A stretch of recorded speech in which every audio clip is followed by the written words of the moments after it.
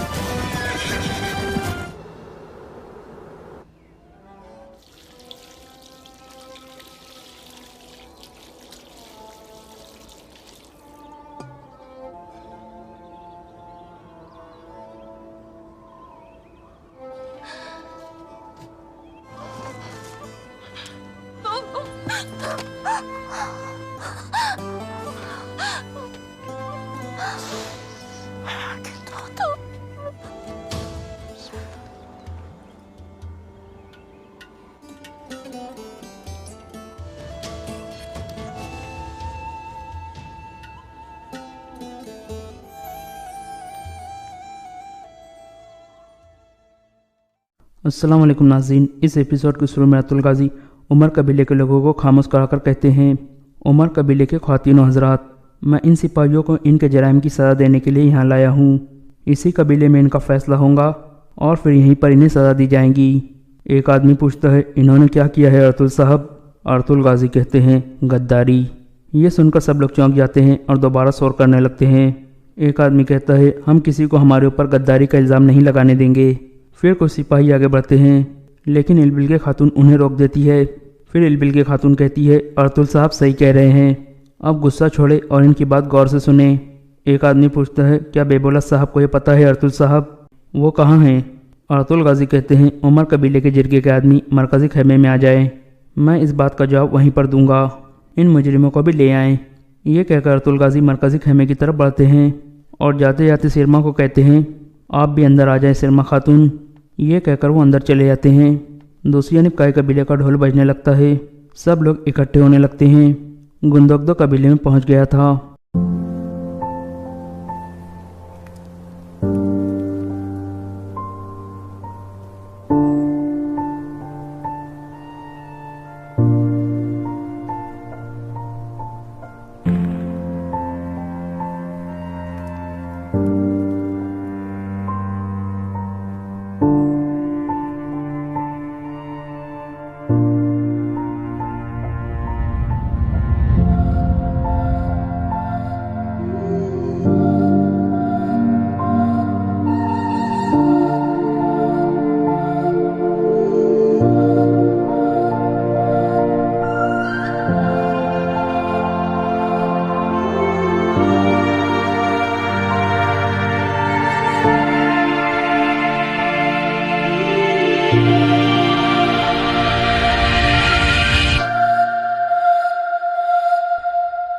इस तरह हैमा खातून गुंदोगदो को देखकर आबदीदा हो जाती है और फिर कहती है, खुश आमदीद मेरे बेटे, मैंने तुम्हें बहुत याद किया।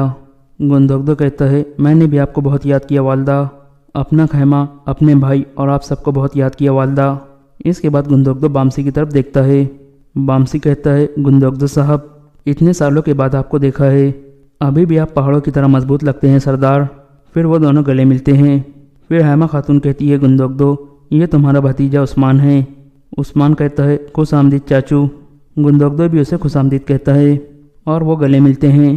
پھر گندگدو پوچھتا ہے سلجان کہاں ہے والدہ؟ حیمہ خاتون کہتی ہے سلجان سلیمان کی قبر پر گئی ہے بیٹا۔ یہ سن کر گندگدو کچھ غمگین ہو جاتا ہے۔ اس کے بعد عمر قبیلے کا منظر سامنے آتا ہے۔ مرکزی خیمے کے باہر قبیلے کے لوگ جمع تھے، اندر جرگہ جاری تھا۔ ارطغرل غازی کہتے ہیں ان سپاہیوں نے ڈاکوؤں کے بھیس میں ہم پر حملہ کیا تھا، باقیوں نے جان دے کر غداری کی قیمت چکا دی ہے۔ میں انہیں یہاں اس لیے لایا ہوں تاکہ یہ عمر قبیلے کے لوگوں کے سامنے اپنی غداری کا اعتراف کر سکے اور ہم انہیں یہاں سزا دے کر سب کے لیے انہیں عبرت کا نشان بنا سکے۔ ایک آدمی کہتا ہے بے بولت صاحب کے بارے میں کیا خیال ہے؟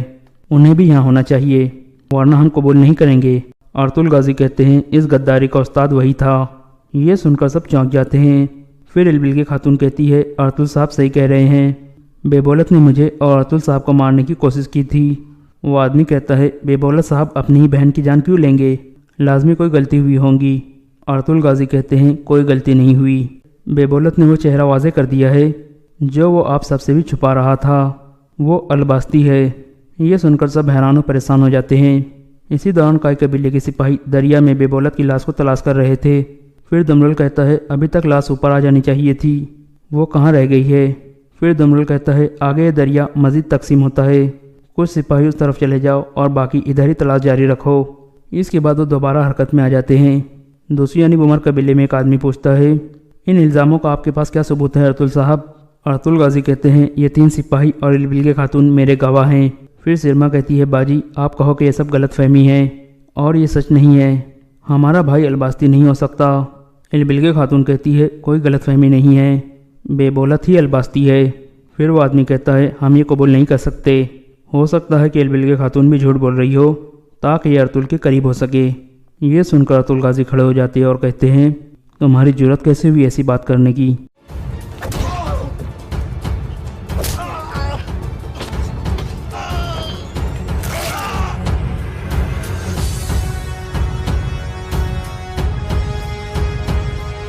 پھر ارطغرل غازی کہتے ہیں تم گواہوں پر یقین کرو گے اور فیصلہ قبول کرو گے، اگر تمہارے کان یہ قبول نہ کرے اور تمہاری زبان ایسی ہی چلتی رہی تو میں دونوں کو کاٹ دوں گا۔ یہ کہہ کر وہ اسے ایک اور تھپڑ مارتے ہیں اور پھر کہتے ہیں اب میری نظروں سے دفع ہو جاؤ۔ یہ سن کر وہ جرگے کا سردار باہر نکل جاتا ہے۔ پھر ارطغرل غازی کہتے ہیں بے بولت اپنے انجام کو پہنچ گیا ہے جس کا وہ حقدار تھا، جو کوئی یہ قبول نہیں کرے گا اس کا انجام بھی ویسا ہی ہوگا۔ پھر ارطغرل غازی کہتے ہیں آئیں بیٹھے البلگہ خاتون۔ یہ سن کر البلگہ خاتون آگے آ جاتی ہے اور پھر سردار والی جگہ پر بیٹھ جاتی ہے۔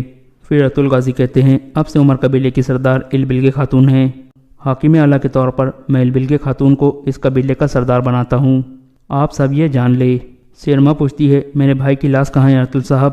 ارطغرل غازی کہتے ہیں اس نے ایک پہاڑی سے ندی میں چھلانگ لگا دی تھی، اگر وہ جنگلی جانوروں کا شکار نہ بنا تو میرے سپاہی اسے ڈھونڈ کر یہاں لے آئیں گے۔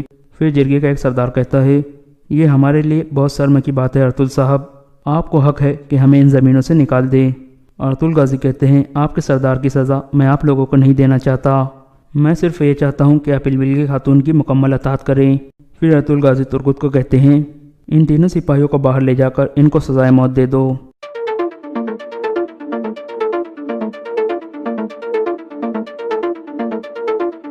دوسری جانب سلجان خاتون اپنے بیٹے سلیمان کی قبر پر فاتحہ خوانی کر رہی تھی۔ اس کے بعد وہ رونے لگتی ہے اور کہتی ہے تم اس دنیا سے چلے گئے ہو، اب میرے پاس کون بچا ہے؟ اتنے میں گندگدو کہتا ہے میں ہوں سلجان۔ یہ سن کر سلجان خاتون چونک جاتی ہے اور پھر گندگدو کے گلے لگ جاتی ہے۔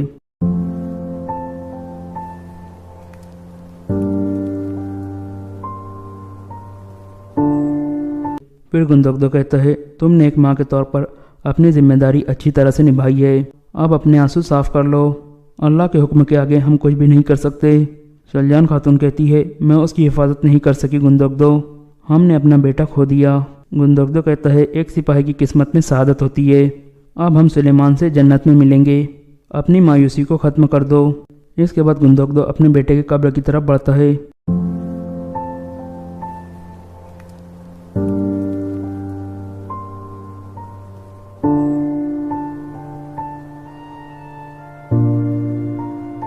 اور فاتحہ خوانی کرتا ہے۔ दूसरी जानब उमर कबीले में 3 सिपाहियों को बैठा दिया गया था ताकि उन्हें सज़ा दी जा सके। अंदर अतुल गाजी कह रहे थे, आपके भाई की लाश मिलने तक हम मोहतात रहेंगे, हमारे कुछ सिपाही उमर कबीले ही में रहेंगे। इलबिल्गे खातून कहती है, वो मेरा भाई नहीं है, हमारे वालिदैन एक हो सकते हैं लेकिन हमारी रूह एक जैसी नहीं है। मैं अपने कबीले में तहकीकात करूंगी और उसके साथियों को तलाश करके सज़ा दूंगी, लेकिन सिरमा के साथ क्या करना चाहिए? ये वाज़ेह है कि ख़त वाली मालूमात उसी ने भाई को बताई थी। अतुल गाजी कहते हैं, लेकिन वो नहीं जानती थी कि उसका भाई अलबास्ती है, वो आपकी बहन है, और फैसला आपका है इलबिल्गे खातून। फिर इलबिल्गे खातून कहती है, मेरे बाबा कत्ल हो गए थे, भाई गद्दार निकला और सिरमा मेरा एतबार खो चुकी है, अब मैं बिल्कुल अकेली रह गई हूँ।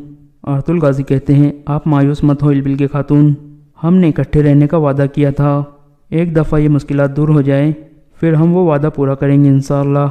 इलबिल्गे खातून कहती है, जैसे आप मुनासिब समझे अतुल साहब। इसके बाद अतुल गाजी बाहर चलने का इशारा करते हैं। बाहर सिपाहियों की सज़ा के लिए तैयारियां मुकम्मल थी। फिर अतुल गाजी सबको खामोश कराकर कहते हैं, इन लोगों का अंजाम देख ले जिन्होंने हमारी पेट में छुरा घोंपा था। हमारी रवायत में गद्दारी की कोई माफ़ी नहीं है, गद्दारों को माफ़ करना मजलूमों पर जुल्म है। फिर अतुल गाजी तुर्गुत को इशारा करते हैं।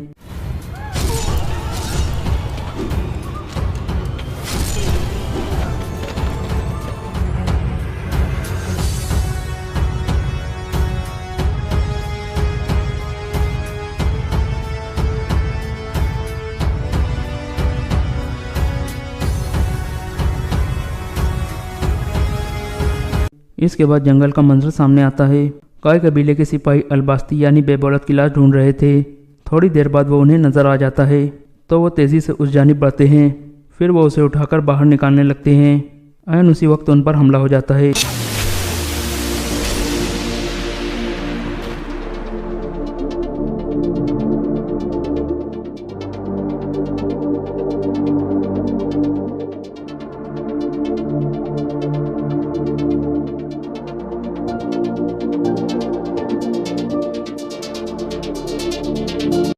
इस तरह बेबौलत होश में आ जाता है और उस आदमी को देखकर कहता है, आरिक बुका। आरिक बुका आसपास देखता है और फिर मुस्कुराने लगता है। आरिक बुका एक मंगोल था। दूसरी यानी काय कबीले में सब इकट्ठे बैठे थे और बहुत खुश थे। हायमा खातून कहती है, अल्लाह का शुक्र है कि तुम्हें दोबारा देखना नसीब हुआ गुंदोगदो। सुंगर तकिन और दुंदार कहाँ है? और तुम्हारा बेटा एल्तेकिन कैसा है? गुंदोगदो कहता है, वो सब ठीक है वालदा, वो आज़ाद है और हमारे कबीले के लिए एक मुनासिब जगह तलाश कर रहे हैं। फिर हायमा खातून अतुल गाजी से पूछती है, क्या उस गलीज अलबास्ती की लाश मिल गई है? अतुल गाजी कहते हैं, अभी नहीं वालदा, लेकिन ज़्यादा वक्त नहीं लगेगा। फिर सावजी कहता है, बाबा अगर वो ज़िंदा हुआ तो? अतुल गाजी कहते हैं, अब उसके पास कोई ताकत नहीं है सावजी, सब जान चुके हैं कि वो कौन है। अगर वो ज़िंदा भी हुआ तो जल्द या देर से हमारी तलवार का सामना करेगा। इसके बाद अतुल गाजी सारा वाक़या सुनाते हैं कि कैसे उन्होंने बेबौलत को बेनकाब किया था। और ये एपिसोड यहाँ ख़त्म हो जाता है। Story of sultan Salahuddin Ayyubi रहमतुल्लाहि तआला अलैह पार्ट 6। सलीबियों को रोकने के लिए तो सुल्तान अय्यूबी खुद आया था, लेकिन दारुल हुकूमत में सोडानी फ़ौज की बगावत का खतरा था। अली बिन सुफियान को सुल्तान अय्यूबी ने वहीं छोड़ दिया था ताकि वो सोडानी फ़ौज पर नज़र रख सके और बगावत को अपने खुसूसी फ़न से दबाने की कोशिश करे। उसे अब तक सलाहुद्दीन अय्यूबी के पास आकर वहाँ के अहवाल वक़ाइब बताने थे, मगर वो नहीं आया था, जिससे सुल्तान अय्यूबी बेचैन हो रहा था। वो जब अपने सालारों के साथ काहिरा की सूरत हाल के मुतालिक बातें कर रहा था, उसका तमाम कैंप गहरी नींद सो चुका था, मगर वो सातों लड़कियां जाग रही थी जिन्हें सुल्तान अय्यूबी ने पनाह में ले लिया था। एक बार संतरी ने खैमे का पर्दा उठाकर देखा, अंदर दिया जल रहा था। पर्दा हटते ही लड़कियां खर्राटे लेने लगी। संतरी ने देखा कि वो पूरी साथ है और सो रही है, तो उसने पर्दा गिरा दिया और खैमे के साथ लगकर बैठ गया। खैमे के पर्दे के साथ जो लड़की थी, उसने नीचे से ज़रा पर्दा ऊपर उठाया।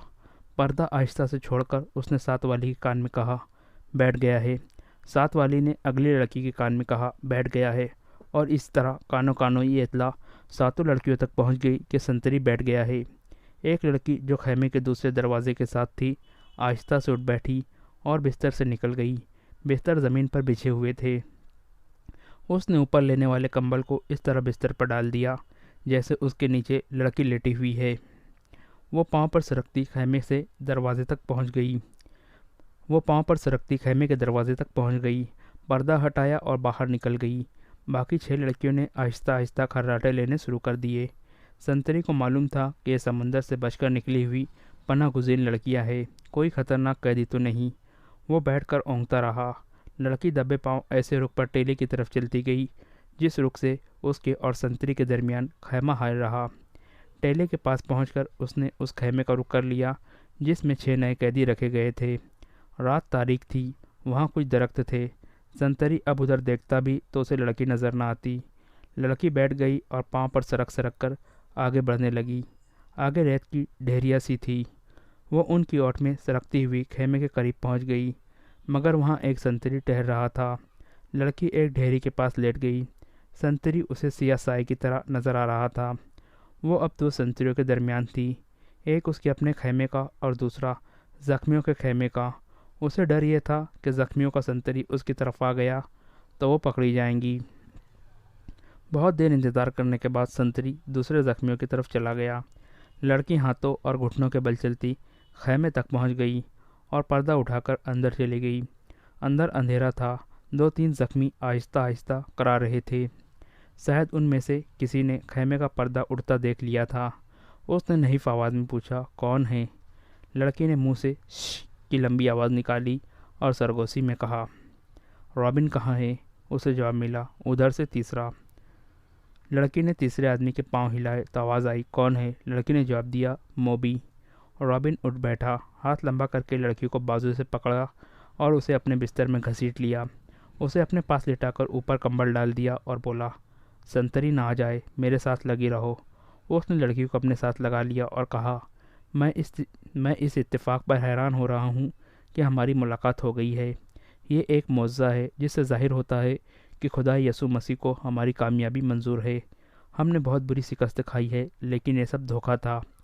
یہ وہی زخمی قیدی تھا جو دوسروں سے الگ تھلگ اور چہرے مہرے اور جسم سے معمولی سپاہی نہیں بلکہ اعلیٰ درجے کا، اعلیٰ رتبے کا لگتا تھا۔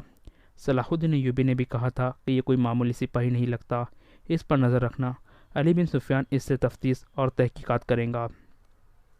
تم کتنے کچھ زخمی ہو؟ لڑکی نے اس سے پوچھا۔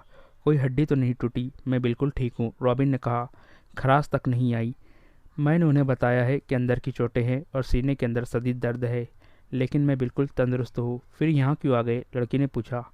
میں نے بہت کوشش کی کہ مصر میں داخل ہو جاؤں اور سوڈانی لشکر تک پہنچ سکوں، لیکن ہر طرف اسلامی فوج پھیلی ہوئی ہے، کوئی راستہ نہیں ملا۔ ان 5 زخمیوں کو اکٹھا کیا اور ان کے ساتھ زخمی بن کر یہاں آ گیا۔ اب فرار کی کوشش کروں گا جو ابھی تک ممکن نظر نہیں آتی۔ اس نے ذرا غصے سے کہا، مجھے 2 سوالوں کا جواب دو۔ ایوبی کو میں نے زندہ دیکھا ہے، کیوں؟ کیا تیر ختم ہو گئے تھے یا وہ حرام خور بزدل ہو گئے تھے؟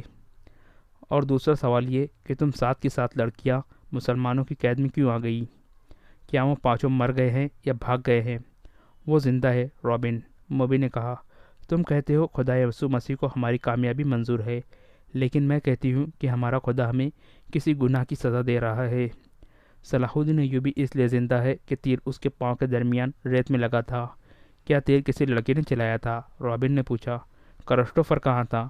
اسی نے چلایا تھا، مگر کرسٹوفر کا تیر خطا ہو گیا۔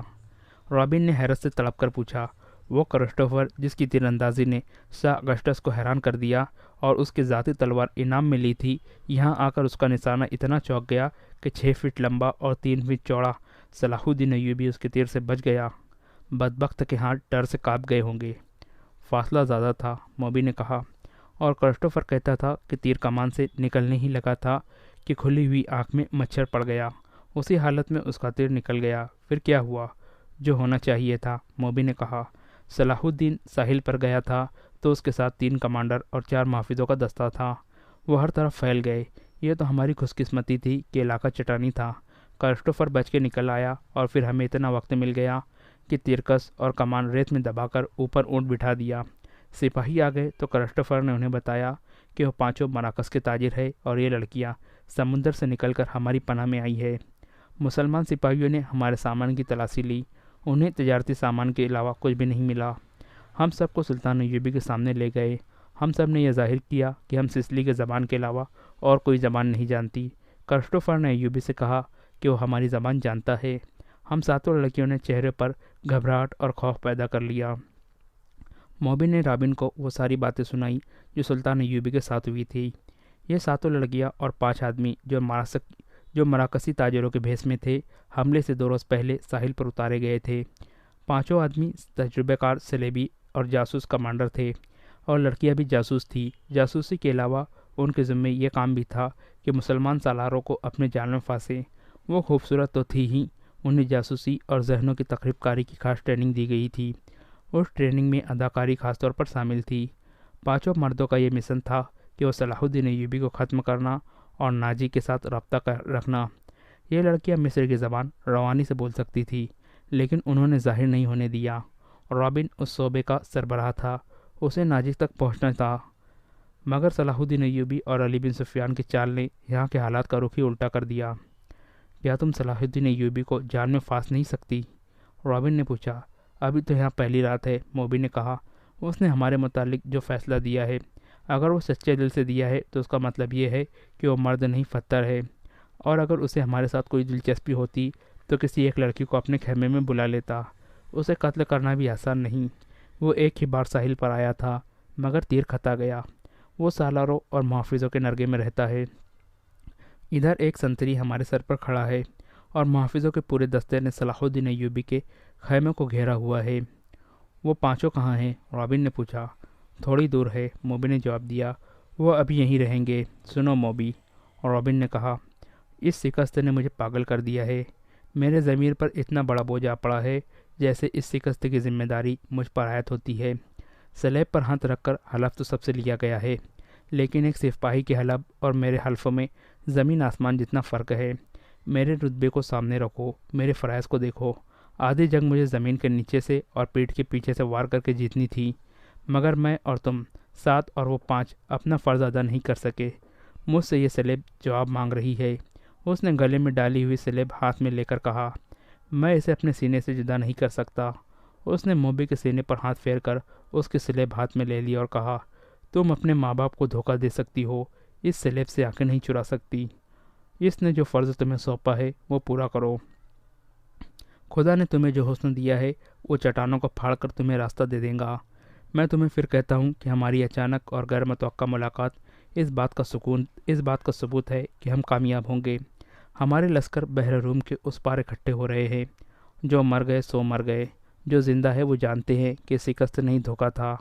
تم اپنے خیمے میں واپس جاؤ اور ان لڑکیوں سے کہو کہ خیمے میں نہ پڑی رہے، بار بار صلاح الدین ایوبی سے ملے، اس کے سالاروں سے ملے، بے تکلفی پیدا کرے، مسلمان ہو جانے کا جھانسا دے۔ آگے وہ جانتی ہے کہ انہیں کیا کرنا ہے۔ سب سے پہلے تو یہ معلوم کرنا ہے کہ یہ ہوا کیا ہے۔ موبی نے کہا، کیا سوڈانیوں نے ہمیں دھوکہ دیا ہے؟ میں یقین کے ساتھ کچھ نہیں کہہ سکتا، رابن نے کہا۔ میں نے حملے سے بہت پہلے مصر میں پھیلائے ہوئے اپنے جاسوسوں سے جو معلومات حاصل کی تھی وہ یہ ہے کہ صلاح الدین ایوبی کو سوڈانیوں کے 50,000 محافظ لشکر پر بھروسہ نہیں، حالانکہ یہ مسلمانوں کے وائسرائے مصر کی اپنی فوج ہے۔ ایوبی نے آ کر مصری فوج تیار کر لی ہے، سوڈانی اس میں شامل نہیں ہونا چاہتے۔ اس کے کمانڈر ناجی نے ہم سے مدد طلب کی تھی۔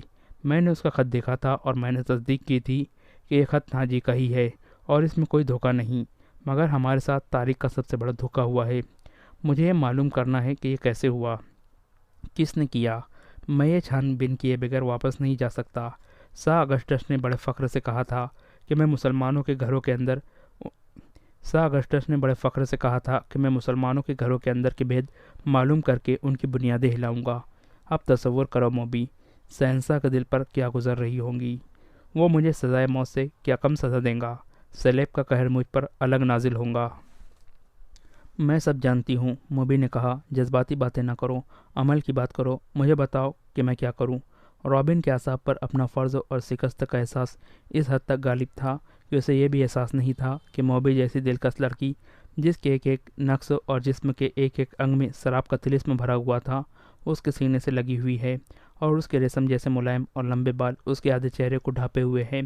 رابن نے ان بالوں کے لمس کو ذرا محسوس کیا اور کہا، موبی، تمہارے یہ بال ایسی مضبوط جنجیریں ہیں جو صلاح الدین ایوبی کے گرد لپٹ گئی تو وہ تمہارا غلام ہو جائے گا، لیکن تمہیں سب سے پہلے جو کام کرنا ہے وہ یہ ہے کہ کرسٹوفر اور اس کے ساتھیوں سے کہو کہ وہ تاجروں کے بھیس میں ناجی کے پاس پہنچے اور معلوم کرے کہ اس کے لشکر نے بغاوت کیوں نہیں کی، اور یہ راز فاش کس طرح ہوا کہ اس سے ہم اور یہ راز کس طرح فاش ہوا کہ اس سے فائدہ اٹھا کر صلاح الدین ایوبی نے گنتی کے چند ایک دستے کے ہاتھ میں بٹھا کر ہماری 3 افواج کا بیڑا غرق کر دیا، اور انہیں یہ بھی کہو کہ معلوم کرے کہ ناجی صلاح الدین ایوبی سے ہی تو نہیں مل گیا، اور اسی نے ہمارا یہ حسر کرانے کے لیے تو خط نہیں لکھا تھا۔ اگر ایسا ہی ہوا تو ہمیں اپنے جنگی منصوبوں میں رد و بدل کرنا ہوگا۔ مجھے یہ یقین ہو گیا ہے کہ اسلامیوں کی تعداد کتنی ہی تھوڑی کیوں نہ ہو، انہیں ہم آسانی سے شکست نہیں دے سکتے۔ ضروری ہو گیا ہے کہ ان کے حکمرانوں اور عسکری قیادت کا جذبہ ختم کیا جائے۔ ہم نے تم جیسی لڑکیاں عربوں کے حرموں میں داخل کر دی ہے۔ تم نے بات پھر لمبی کر دی، موبی نے اسے ٹوکتے ہوئے کہا۔ ہم اپنے گھر میں ایک بستر پر نہیں لیٹے ہوئے ہیں کہ بڑے مزے سے ایک دوسرے کو کہانیاں سناتے رہے۔ ہم دشمن کے کیمپ میں قید ہے اور پابند ہے، باہر سنتری پھر رہے ہیں، رات گزرتی جا رہی ہے۔ ہمارے پاس لمبی باتوں کا وقت نہیں، ہمارا مشن تباہ ہو چکا ہے۔ اب بتاؤ کہ ان حالات میں ہمارا مشن کیا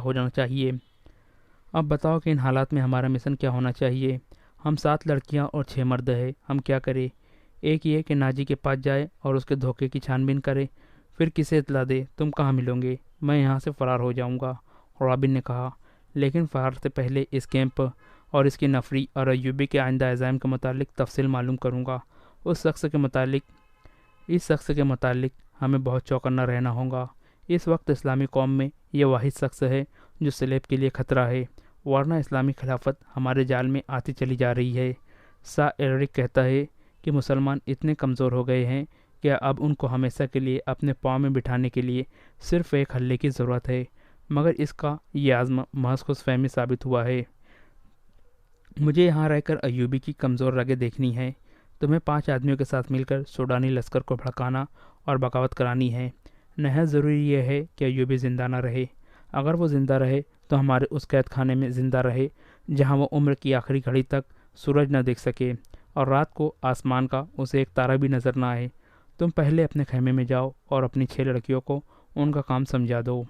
انہیں خاص طور پر یہ ذہن نشین کرا دو کہ اس آدمی کا نام علی بن سفیان ہے جسے ان ریشمی بالوں، سربتی آنکھوں اور اتنے دلکش جسموں سے ایسا بیکار کرنا ہے کہ وہ صلاح الدین ایوبی کے کام کا نہ رہے، اور اگر ہو سکے تو اس کے اور صلاح الدین ایوبی کے درمیان ایسی غلط فہمی پیدا کرنی ہے کہ وہ ایک دوسرے کے دشمن ہو جائے۔ تم سب اچھی طرح جانتی ہو کہ 2 مردوں میں غلط فہمی اور دشمنی کس طرح پیدا کی جاتی ہے۔ جاؤ اور لڑکیوں کو مکمل ہدایت دے کر کرسٹوفر کے پاس پہنچو، اسے میرا سلام کہنا اور یہ بھی کہنا کہ تیرے تیر کو ایوبی پر ہی آ کر خطا ہونا تھا۔ اب اس گناہ کا کفارہ ادا کرو اور جو کام تمہیں سونپا گیا ہے وہ 100% پورا کرو۔ رابن نے موبی کے بالوں کو چوم کر کہا، تمہیں سلیب پر اپنی عزت بھی قربان کرنا پڑیں گی، لیکن خدا یسوع مسیح کی نظروں میں تم مریم کی طرح کنواری ہوں گی۔ اسلام کو جڑ سے اکھاڑنا ہے۔ ہم نے یروشلم لے لیا ہے، مصر بھی ہمارا ہوگا۔ موبی رابن کے بستر سے نکلی اور خیمے کے پردے کے پاس جا کر پردہ اٹھایا۔ باہر جھانکا، اندھیرے میں اسے کچھ بھی نظر نہ آیا۔ وہ باہر نکل گئی اور خیمے کی اوٹ سے دیکھا کہ سنتری کہاں ہیں۔ اسے دور کسی کی گنگنانے کی آواز سنائی دی۔ یہ سنتری ہی ہو سکتا تھا۔ موبی چل پڑی، درختوں سے گزرتی، قدم بقدم پیچھے دیکھتی وہ ٹیلے تک پہنچ گئی اور اپنے خیمے کا رخ کر لیا۔ نصف راستہ طے کیا ہوگا کہ اسے 2 آدمیوں کی دبی دبی باتوں کی آوازیں سنائی دینے لگی۔ یہ آوازیں اس کے خیمے کے قریب معلوم ہوتی تھی۔ اسے یہ خطرہ نظر آنے لگا کہ سنتری نے معلوم کر لیا ہے کہ ایک لڑکی غائب ہے اور وہ کسی دوسرے سنتری کو یا اپنے کمانڈر کو بلا لایا ہے۔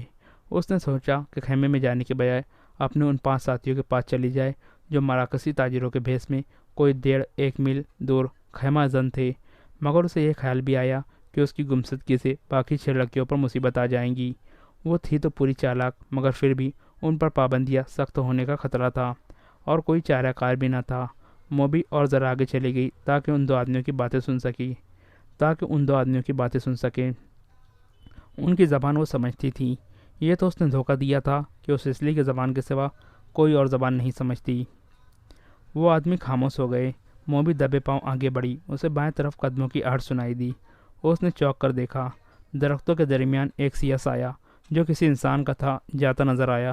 اس نے رخ بدل لیا اور ٹیلے کی طرف آنے لگا۔ موبی کوئی خطرہ مول نہیں لینا چاہتی تھی۔ وہ ٹیلے پر چڑھنے لگی۔ ٹیلا اونچا نہیں تھا۔ وہ فوراً ہی اوپر چلی گئی۔ وہ تھی تو بہت ہوشیار، لیکن ہر انسان ہر قدم پر پوری طرح احتیاط نہیں کر سکتا۔ وہ ٹیلے کی چوٹی پر کھڑی ہو گئی۔ اس کے پس منظر میں ستاروں سے بھرا ہوا آسمان تھا۔ سمندر اور صحرا کی فضا رات کو شفاف آئینے کی طرح پیش کر رہی تھی۔ درختوں میں جاتے ہوئے آدمی نے ٹیلے کی چوٹی پر ٹنڈ منڈ درخت کے تنے کی طرح ایک سایہ دیکھا۔ موبی نے پہلو اس آدمی کی طرف کر دیا۔ اس کے بال کھلے ہوئے تھے جنہیں اس نے ہاتھ سے پیچھے کیا۔ اس کی ناک، سینے کا ابھار اور لمبا لبادہ تاریکی میں بھی راز کو فاش کرنے لگا۔ یہ آدمی رات کے سنتریوں کا کمانڈر تھا۔ وہ آدھی رات کے وقت کیمپ کی گشت پر نکلا تھا اور سنتریوں کو دیکھتا پھر رہا تھا۔ یہ سنتریوں کی تبدیلی کا وقت تھا۔ کمانڈر اس لیے زیادہ چوکس تھا کہ سلطان ایوبی خود 3 سالاروں کے ساتھ کیمپ میں موجود تھا۔ سلطان صلاح الدین ایوبی ڈسپلن کا بڑا ہی سخت تھا۔ ہر کسی کو ہر لمحہ خطرہ لگا رہتا تھا کہ سلطان ایوبی رات کو اٹھ کر گشت پر آ جائیں گا۔ کمانڈر سمجھ گیا کہ ٹیلے پر کوئی لڑکی کھڑی ہے۔ اسی شام کمانداروں کو خبردار کیا گیا تھا کہ سلیبیوں نے جاسوسوں اور تخریب کاروں کے لیے اور تخریب کاری کے لیے لڑکیوں کا استعمال کرنا شروع کر دیا ہے۔ یہ لڑکیاں صحرائی خانہ بدوشوں کے بہروپ میں بھی ہو سکتی ہے اور ایسی غریب لڑکیوں کے بھیس میں بھی جو فوجی کیمپوں میں کھانے کی بھیک مانگنے آتی ہے، اور یہ لڑکی اپنے آپ کو مغویہ اور مظلوم ظاہر کر کے پناہ بھی مانگ سکتی ہے۔ کمانڈاروں کو بتایا گیا تھا کہ آج شام 7 لڑکیاں سلطان کی پناہ میں آئی ہیں، جنہیں بظاہر رحم کر کے مگر انہیں مشتبہ سمجھ کر پناہ میں لے لیا گیا ہے۔ اس کمانڈار نے یہ احکام سن کر اپنے ایک ساتھی سے کہا تھا، اللہ کرے ایسی کوئی لڑکی مجھ سے پناہ مانگے، اور وہ دونوں ہنس پڑے تھے۔ اب آدھی رات کے وقت جب سارا کیمپ سو رہا تھا، اسے ٹیلے پر ایک لڑکی کا ہیولا نظر آ رہا تھا۔ پہلے تو وہ ڈرا کہ یہ چڑیل یا جن ہو سکتا ہے۔ اس نے نئے سنتری کو لڑکیوں کے خیمے پر کھڑا کر کے اسے بتایا تھا کہ اندر 7 لڑکیاں ہیں۔ اس نے پردہ اٹھا کر دیکھا تو دیے کی پیلی روشنی میں اسے 7 بستر نظر آئے تھے۔ ہر لڑکی نے منہ پر کمبل ڈھانپ رکھا تھا۔ سردی زیادہ تھی۔ اس نے اندر جا کر یہ نہیں دیکھا تھا کہ 7واں بستر خالی ہے اور اس پر کمبل اس طرح رکھا گیا ہے جیسے اس کے نیچے لڑکی سوئی ہوئی ہے۔ اسے معلوم نہیں تھا کہ 7ویں لڑکی اس ٹیلے پر اس کے سامنے کھڑی ہے۔ وہ کچھ دیر سوچتا رہا اور اسے آواز دے یا خود اس تک جائے۔ اگر وہ جن یا چڑیل ہے تو اس کے غائب ہو جانے کا انتظار کرے۔ تھوڑی سی دیر انتظار کے بعد بھی لڑکی غائب نہ ہوئی، بلکہ وہ 2-3 قدم آگے چلی اور پھر پیچھے کو چل پڑی اور پھر رک گئی۔ کمانڈر، جس کا نام فخر المصری تھا، آہستہ آہستہ ٹیلے تک گیا اور پوچھا، تم کون ہو؟ نیچے آؤ۔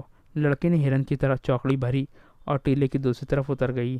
فخر کو یقین آ گیا کہ یہ کوئی انسان ہے، جن یا چڑیل نہیں۔ وہ تنومند مرد تھا۔ ٹیلا اونچا نہیں تھا۔ وہ لمبے لمبے ڈگ بھرتا ٹیلے پر چڑھ گیا۔ ادھر بھی اندھیرا تھا۔ رات کی خاموشی میں اسے لڑکی کے قدموں کی آہٹ سنائی دی۔ وہ ٹیلے سے دوڑتا ہوا اترا اور لڑکی کے پیچھے گیا۔ لڑکی اور تیز دوڑ پڑی۔ فاصلہ بہت تھا، لیکن فخر مرد تھا، فوجی تھا، چیتے کی رفتار سے دوڑ رہا تھا۔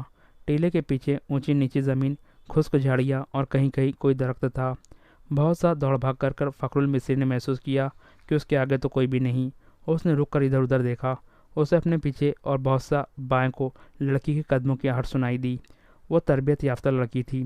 جہاں اسے حسن اور ثبات کے استعمال کی تربیت دی گئی تھی، وہاں اسے فوجی ٹریننگ بھی دی گئی تھی اور خنجر زنی کے داؤ پیچ بھی سکھائے گئے تھے۔ وہ ایک درخت کی اوٹ میں چھپ گئی تھی۔ فخر آگے گیا تو وہ دوسری طرف دوڑ پڑی۔ یہ تعاقب آنکھ مچولی کی مانند تھا۔ فخر کو اندھیرا پریشان کر رہا تھا۔ موبی کے قدم خاموش ہو جاتے تو وہ رک جاتا، قدموں کی آواز سنائی دیتی تو وہ دوڑ پڑتا۔ وہ غصے سے باولا ہو رہا تھا۔ اس نے یہ جان لیا کہ یہ کوئی جوان لڑکی ہے۔ اگر بڑی عمر کی ہوتی تو اتنی تیز اور اتنا زیادہ نہ بھاگ سکتی۔ تعاقب میں فخر 2 میل فاصلہ طے کر گیا۔ موبی نے جھاڑیوں اور اونچی نیچی زمین سے بہت فائدہ اٹھایا۔ اس کے مرد ساتھیوں کا ڈیرا قریب آ گیا تھا۔ وہ دوڑتی ہوئی وہاں تک جا پہنچی۔ اس نے اپنے آدمیوں کو آوازیں دی۔ وہ گھبرا کر جاگے اور خیمے سے باہر آئے۔ ایک نے مثل جلا لی۔ یہ ڈنڈے کے سر پر لپٹے ہوئے کپڑے تھے۔ ان کی آنکھ کی روشنی بہت زیادہ تیز تھی۔ فخر نے تلوار سونت لی اور ہانپتا کانپتا ان کے سامنے جا کھڑا ہوا۔ اس نے دیکھا کہ 5 آدمی لباس سے سفری تاجر نظر آتے ہیں اور مسلمان لگتے ہیں۔ لڑکی ان میں سے ایک کی ٹانگوں کو دونوں بازوؤں میں مضبوطی سے پکڑے ہوئے بیٹھی تھی۔ مسل کے ناشتے سولے میں اس کے چہرے پر گھبراہٹ اور خوف نظر آ رہا تھا۔ اس کا سینہ ابھرا اور بیٹھ رہا تھا۔ اس کی سانسیں بری طرح اکھڑی ہوئی تھی۔ یہ لڑکی میرے حوالے کر دو، فخر المصری نے حکم کے لہجے سے کہا۔ یہ ایک نہیں، ایک آدمی نے التجا کے لہجے میں جواب دیا۔ ہم نے تو 7 لڑکیاں آپ کے سلطان کے حوالے کی ہے، آپ اسے لے جا سکتے ہیں۔ نہیں، موبی نے اس کے ٹانگوں کو اور مضبوطی سے پکڑتے ہوئے کہا اور روتے ہوئے کہا اور خوفزدہ لہجے میں کہا، میں اس کے ساتھ نہیں جاؤں گی۔ یہ لوگ عیسائیوں سے زیادہ ویسی ہے۔ ان کا سلطان انسان نہیں، سانڈ ہے، وہ درندہ ہے۔ اس نے میری ہڈیاں بھی توڑ دی ہے۔ میں اس سے بھاگ کر آئی ہوں۔ کون سلطان؟ فخر نے حیران سا ہو کر پوچھا۔ وہی جسے تم صلاح الدین ایوبی کہتے ہو۔ وہی جسے تم صلاح الدین ایوبی کہتے ہو، موبی نے جواب دیا، اور وہ مصر کی عربی بول رہی تھی۔ یہ لڑکی جھوٹ بول رہی ہے، فخر نے کہا اور پوچھا، یہ ہے کون؟ تمہاری کیا لگتی ہے؟ اندر آ جاؤ دوست، باہر سردی ہے۔ ایک آدمی نے فخر سے کہا، تلوار نیام میں ڈال لو، ہم تاجر ہیں، ہم سے آپ کو کیا خطرہ؟ آؤ اس لڑکی کی بھی طاقت سن لو۔ اس نے بھر کر کہا، میں آپ کے سلطان کو مرد مومن سمجھتا تھا، مگر ایک خوبصورت لڑکی دیکھ کر وہ اپنے ایمان سے ہاتھ دھو بیٹھا۔ باقی 6 لڑکیوں کا بھی یہی حسر ہو رہا ہوگا، باقی 6 لڑکیوں کا بھی وہ یہی حسر کر رہا ہوگا۔ ان کا یہ حسر دوسرے سالاروں نے کیا ہے۔ موبی نے کہا، شام کو ان بیچاریوں کو اپنے خیمے میں لے گئے تھے اور انہیں بے سود کر کے خیمے میں ڈال دیا۔ وہ خیمے میں بے ہوش پڑی ہے۔ فخر المصری تلوار نیام میں ڈال کر ان کے ساتھ خیمے میں چلا گیا۔ اندر جا کر بیٹھے تو ایک آدمی نے آگ جلا کر قہوے کے لیے پانی رکھا اور اس میں نہ جانے کیا کچھ ڈالتا رہا۔ دوسرے آدمی نے فخر سے پوچھا کہ اس کا رتبہ کیا ہے۔ اس نے بتایا کہ وہ کماندار اور عہدیدار ہے۔ انہوں نے اس کے ساتھ بہت سی باتیں کی جن سے انہوں نے اندازہ کر لیا کہ یہ شخص عام قسم کا سپاہی نہیں اور ذمہ دار فرد ہے، ذہین اور دلیر بھی ہے۔ ان لوگوں میں سے ایک نے، جو کرسٹوفر تھا، فخر کو 7 لڑکیوں کی بالکل وہی کہانی سنائی جو انہوں نے صلاح الدین ایوبی کو سنائی تھی۔ انہوں نے فخر کو یہ بھی بتایا کہ سلطان ایوبی نے ان کے متعلق کیا کہا تھا۔ ان لڑکیوں نے سلطان کو یہ پیشکش بھی کی تھی کہ وہ اپنے گھروں کو تو واپس نہیں جا سکتی اور عیسائیوں کے پاس بھی نہیں جانا چاہتی، اس لیے وہ مسلمان ہونے کو تیار ہے، بشرطے کوئی اچھے رتبے والے عسکری کے ساتھ ان کی شادی کرا دی جائے۔ ہم نے سنا تھا کہ سلطان صلاح الدین ایوبی کردار کے لحاظ سے پتھر ہے۔ ہم ہر روز سفر پر رہتے ہیں، ہم تاجر ہیں، ہم انہیں ساتھ ساتھ کہاں لیے پھرتے۔ انہیں سلطان کے حوالے کر دیا گیا، مگر سلطان نے اس لڑکی کے ساتھ جو سلوک کیا ہے وہ اس کی زبانی سن لو۔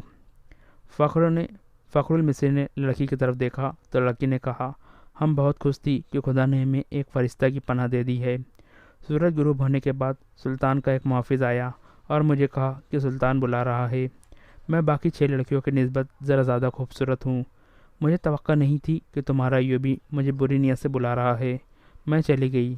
سلطان ایوبی نے شراب کی سراہی کھولی، ایک پیالہ اپنے آگے رکھا اور ایک مجھے دیا۔ میں عیسائی ہوں، شراب 100 بار پی چکی ہوں۔ بحری جہاز میں عیسائی کمانداروں نے میرے جسم کو کھلونا بنائے رکھا ہے۔ صلاح الدین ایوبی بھی میرے جسم کے ساتھ کھیلنا چاہتا تھا۔ شراب اور مرد میرے لیے کوئی نئی چیز نہیں تھی، لیکن ایوبی کو میں فرشتہ سمجھتی تھی۔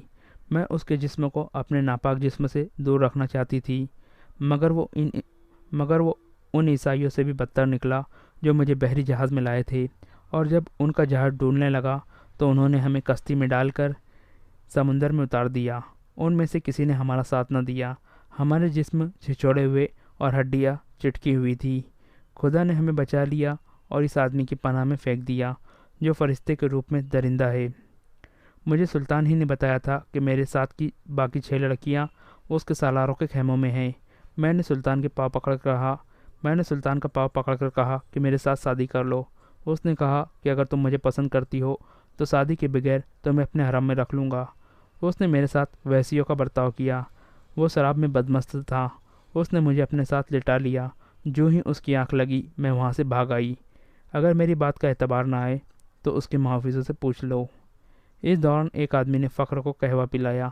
ذرا سی دیر کے بعد فخر کا مزاج بدلنے لگا۔ اس نے نفرت سے کہا لگایا اور کہا، ہمیں حکم دیتے ہیں کہ عورت اور شراب سے دور رہو، اور خود شراب پی کر راتیں عورتوں کے ساتھ گزارتے ہیں۔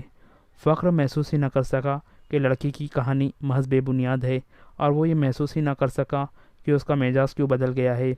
اسے حصیص دی گئی تھی، اسے حصیص پلائی گئی تھی۔